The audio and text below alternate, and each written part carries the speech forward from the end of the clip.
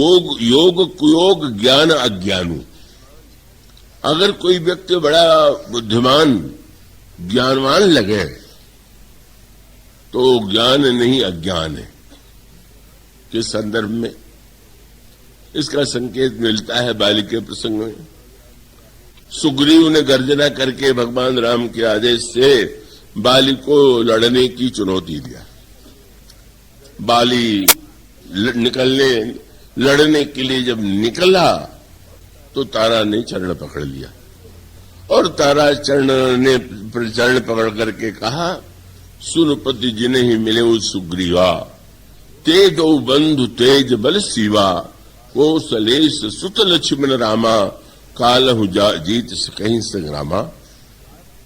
पतिदेव, आपके भाई सुग्रीव ने जिससे मित्रता की है वो राम तो शील तेज और बल के धाम हैं और मुझे तो लगता है कि अपने पराक्रम के द्वारा वो तो काल को भी जीत सकते हैं।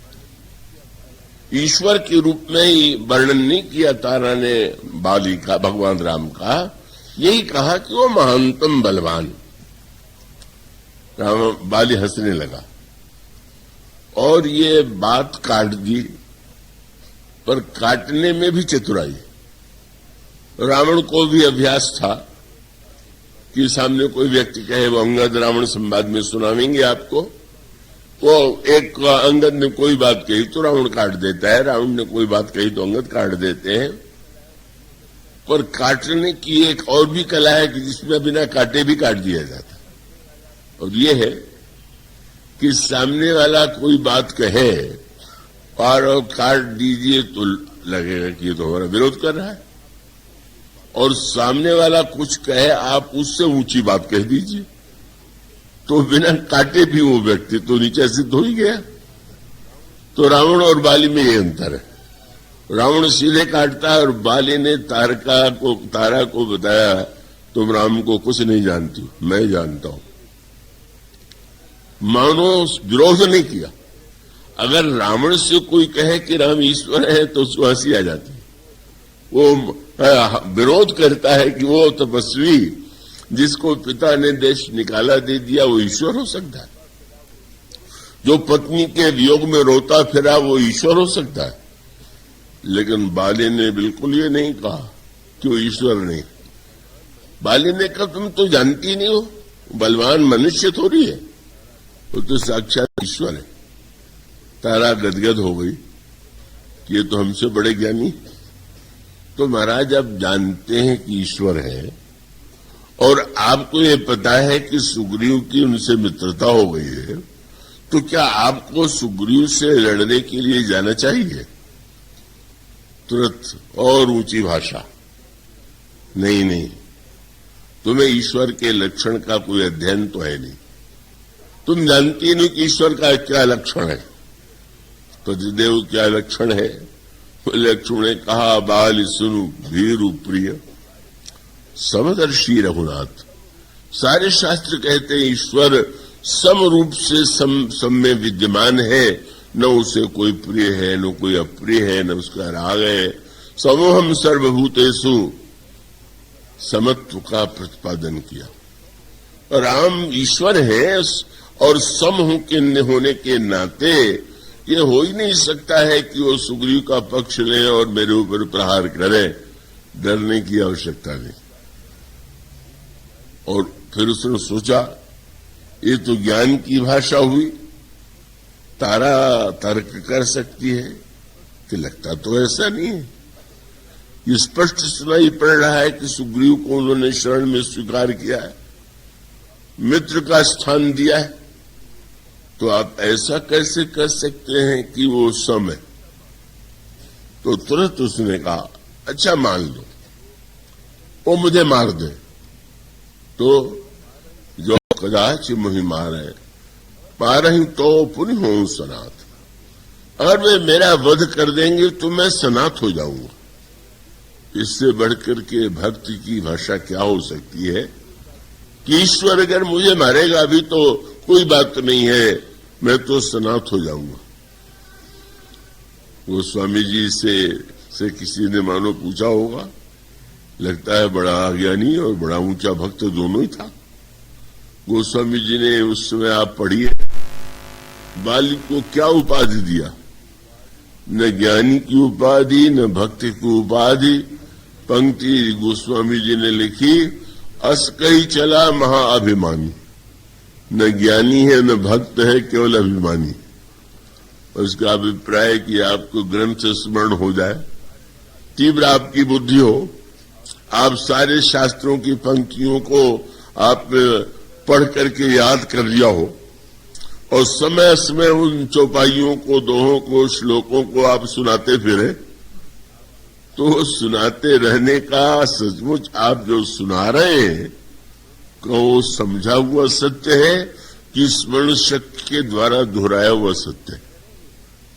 अगर आप जो कह रहे हैं उसके विरुद्ध आपका आचरण है तो इसका अभिप्राय है कि आपकी स्मरण शक्ति अच्छी है, आपकी समझ या उस समझ का जो सदुपयोग होना चाहिए वो आपके जीवन में बिल्कुल नहीं।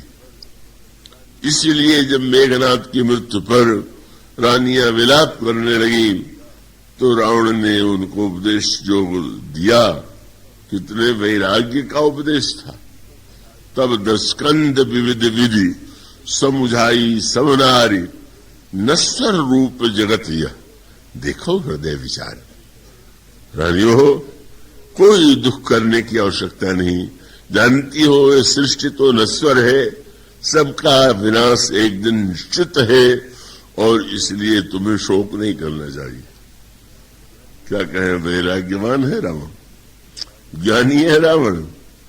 गोस्वामी जी से रहा नहीं जाता, उन्होंने तुरंत लिख दिया, देखो तो यह रावण जो उपदेश दे रहा है संसार नश्वर है और सारे अनर्थ केवल इसी संसार के लिए, भोगों के लिए कर रहा।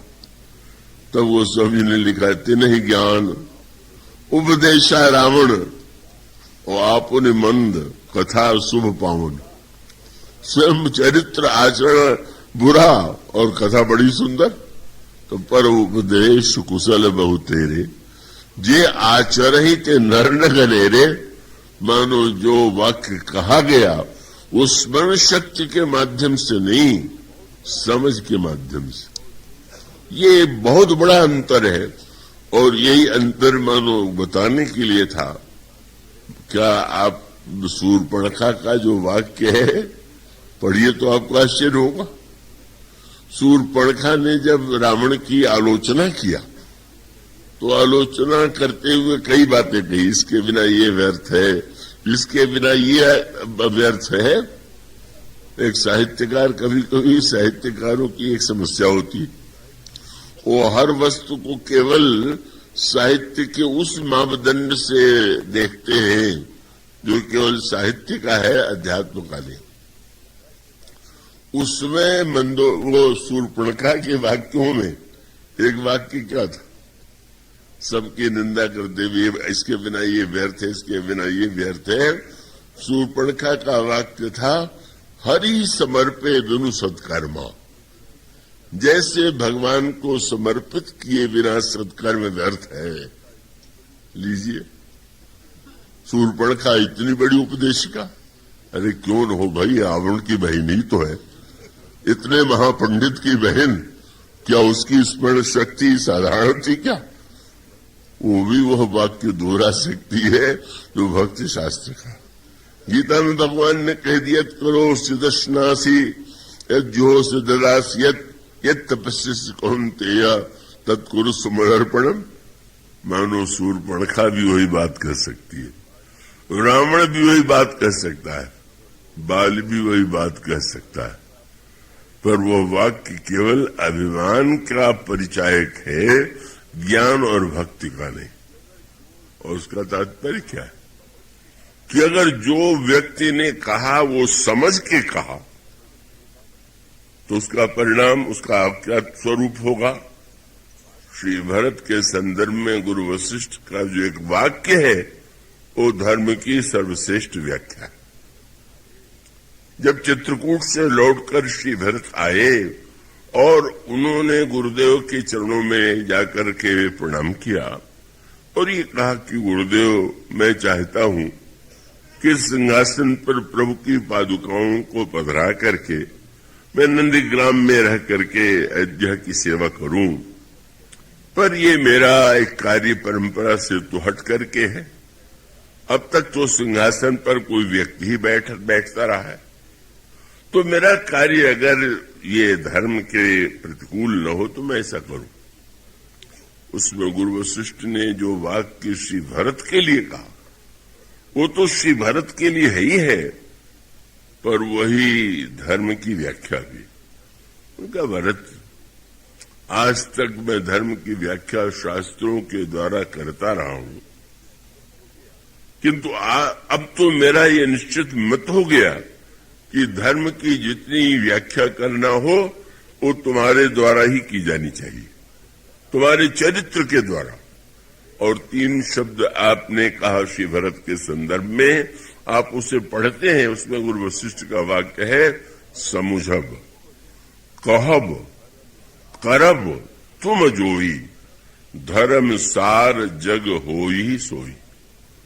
भरत, तुम जो समझोगे, जो कहोगे, जो करोगे, वही धर्म का सार होगा। और धर्म का सार भी इन्हीं 3 शब्दों में, जो समझिए वही कहिए। केवल दोहराइए मत श्लोकों को और पंक्तियों को, और जो कहिए वही करिए।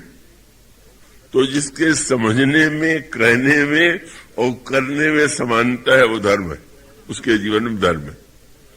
समझता कुछ है, कहता कुछ है, करता कुछ है, क्या वो व्यक्ति सचमुच वस्तुतः धर्म का तत्व जानता ही नहीं। इसलिए मानो संकेत यह था, ज्ञान के द्वारा व्यक्ति को सबसे अधिक अभिमान होता है। अब कोई व्यक्ति पद का अभिमान करे, विद्वत्ता का अभिमान करे, धन का अभिमान करे तो भी अभिमान है। पर वेदांत में तो अहम ब्रह्मास्मि, मैं ब्रह्म हूं। अब मैं ब्रह्म शब्द, अब इससे बड़ा तो कोई पद तो है नहीं। अब मैं ब्रह्म के द्वारा आपको अभिमान, आपकी अनुभूति अगर ये हो कि मैं ब्रह्म हूं और ये सब संसार में तुच्छ कीड़े मकोड़े हैं, मेरे सामने कुछ नहीं है, तो आपका ज्ञान तो सर्वथा अभिमान उत्पन्न करने वाला है। और ज्ञान की परिभाषा यही है कि ज्ञान मान जह एको नहीं।